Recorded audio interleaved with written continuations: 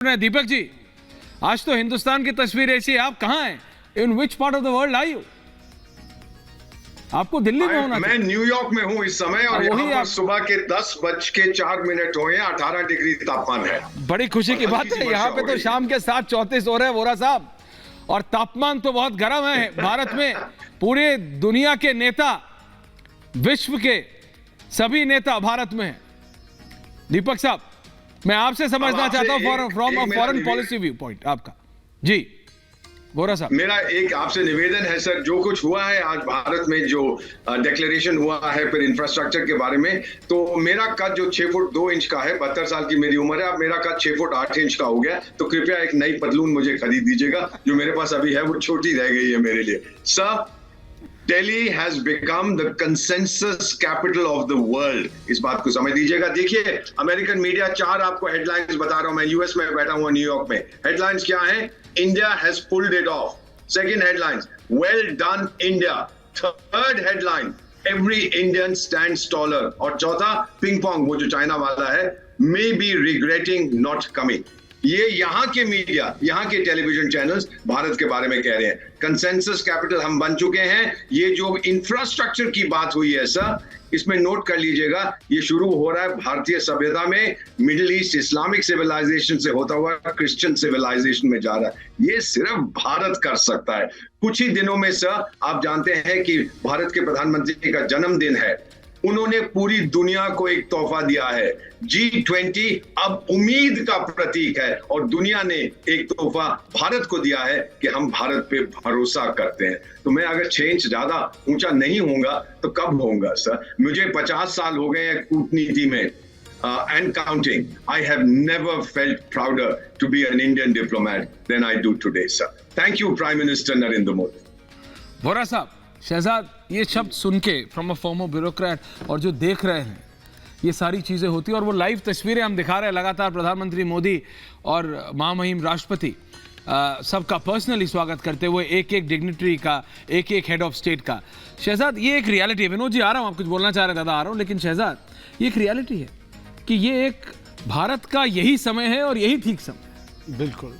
देखिए, वोरा साहब ने जो बातें रखी है, उनका लंबा अनुभव रहा है इन चीज़ों को बहुत करीब से देखने का, और यदि अगर वो भी उसको इस प्रकार से इतनी बड़ी ऐतिहासिक उपलब्धि बता रहे हैं, तो ये भारत के लिए कितना ऐतिहासिक क्षण है, इसको हमें समझना होगा। मैं तो केवल एक ही चीज़ कहता हूँ, देखिए, आज भारत जिस स्थिति में पहुँचा है, तो भारत का एक प्रकार से विकास का पताका तो पहले से ही लहरा रहा था। IMF की रिपोर्ट, मॉर्गन स्टैनली की रिपोर्ट, उसके बाद आपने देखा कि किस प्रकार से भारत का विज्ञान का पताका चंद्रमा के दक्षिणी ध्रुव पर पहुंच गया, और अब ये भारत के विश्वास के पताके की सबसे बड़ी उड़ान है। G20 का जो आयोजन हमने किया है, सफलतापूर्वक किया है, उन चीज़ों में उपलब्धि पाई है जो दुनिया कह रही थी नहीं हो पाएगी, उसको भी हमने पार पाड़ा है। तो मुझे लगता है कि विज्ञान, विकास और आज विश्वास का पताका जिस ऊंचाई पर भारत का लहरा रहा है, तो मुझे लगता है ये हर एक भारतीय के लिए नहीं, मैं तो कहता हूँ कि पूरी मानवता के लिए आज गर्व का पल है, क्योंकि पूरी मानवता की जीत का ये आज एक प्रकार से दृश्य आपको दिखाई दे रहा है। This is the world's moment, it is not just India's moment, this is the world's moment, this is Bharat's moment, this is India's moment. Vinod Agnihotri ji, Vinod ji. नहीं, देखिए, निश्चित रूप से हम सब गौरवान्वित हैं इस उपलब्धि के लिए, इसमें तो कोई मतभेद या वो है नहीं।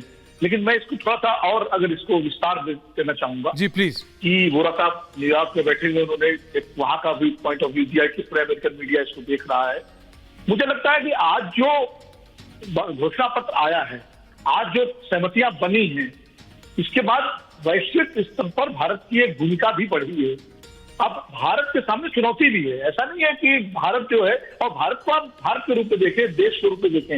आज प्रधानमंत्री नरेंद्र मोदी जी हैं, आज उन्होंने तो पिछली जो परंपराएं थी या भारतीय कूटनीति थी, उसको एक नए मुकाम तक पहुंचाया है। खासकर उसकी तारीफ तो खुद पूर्व प्रधानमंत्री मनमोहन सिंह ने भी की है, और मोदी जी के सबसे बड़े आलोचक राहुल गांधी भी उसकी तारीफ कर चुके हैं, यूक्रेन और रूस वाले युद्ध में भारत की कूटनीति का।